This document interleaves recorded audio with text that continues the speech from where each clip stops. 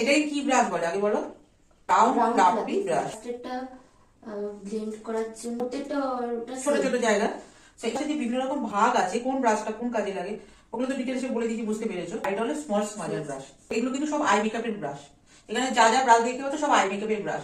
তো এখানে বুঝতে পেরেছো প্রত্যেকটা ব্রাশ বলতে পারলে কোন আই মেকআপে কোন ব্রাশটা দিয়ে। এরকম না যে আমি এই যে কোনো আই মেকআপ একটা ব্রাশ নিলাম, নিয়ে গিয়ে পুরোটা আমি করে দিলাম, এরকম কিন্তু হবে না। কারণ আমাদের চোখের মধ্যে অনেক কালার দিতে হয়। সব ব্রাশ কিন্তু সব কাজে লাগে না, কিছু কিছু ব্রাশ কিছু কিছু কাজে লাগে। কোন ব্রাশটা কোন কাজে লাগে সমস্ত ডিটেলসে বলে দিলাম। এটা রাউন্ড ফ্লাফি ব্রাশ, এটা হলো flat fluffy brush, small smudger brush, আর এটা হলো ফ্ল্যাট ব্রাশ।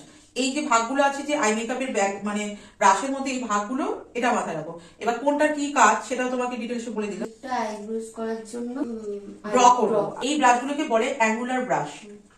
যেহেতু এই অ্যাঙ্গেল ব্যাপারটা রয়েছে সেটাকে অ্যাঙ্গুলার ব্রাশ বলে।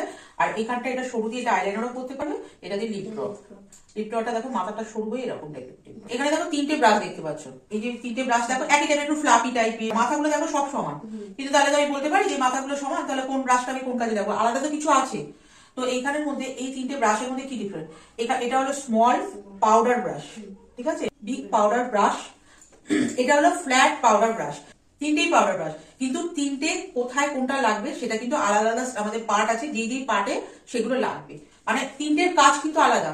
ছোট ব্রাশটা দেখতে পাচ্ছ আমাদের ফেসের যে ছোট ছোট জায়গা, যে চোখের নিচ গুলো, এইটা আমাদের যখন এই সব সাইড গুলো আমাদের ফেসে সেট করবো, মানে এই জায়গাগুলো কপালগুলো, তখন এইটা হলো যখন আমরা পাউডারটাকে ডাস্ট করছি, বা বড় বড় জায়গাগুলো আমাদের মুখের যে গলা বা বড় বড় যে জায়গা পোর্শন গুলো, তাই পাউডার ব্রাশ কিন্তু তিনটে, কিন্তু তিনটের কাজ তিন রকম।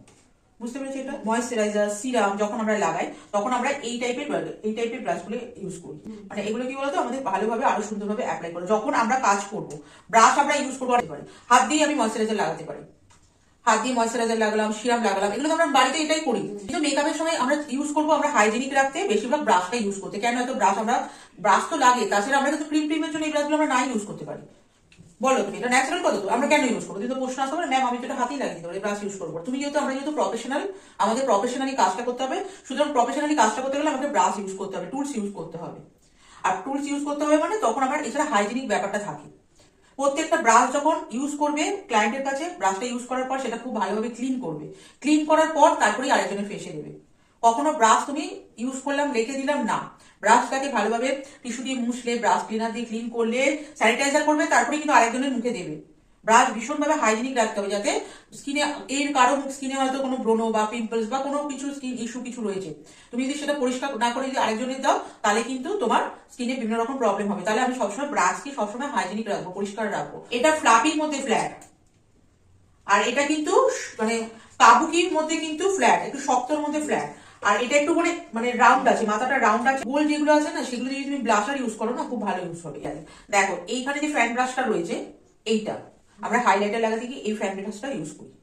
এই ব্যাপারটা একটু ফ্লাফির মধ্যে ফ্যান ব্রাশ, দেখো এটা কিন্তু আমরা হাইলাইটার লাগাতে গেলে এই ফ্যান ব্রাশটা ইউজ করি। তাহলে বলতে পারো ম্যাম এটাও তো ফ্যান ব্রাশ, দুটোই ফ্যান ব্রাশ। তো এটার মধ্যে ডিফারেন্ট কি? এটা ফ্লাফির মধ্যে যেটা, সেটা হাইলাইটার লাগাতে ইউজ করি। আর এইটা হলো তোমার যেটা তোমার অনেক সময় চোখে আই মেকআপ করতে গেলে, আই শ্যাডো পরে বা কোনো সীমারে কিছু করলে, তখন এটা ডাস্ট করতে এটা কাজে লাগে, ঝেড়ে দিতে। বুঝতে পেরেছি দুটো পার্থক্য?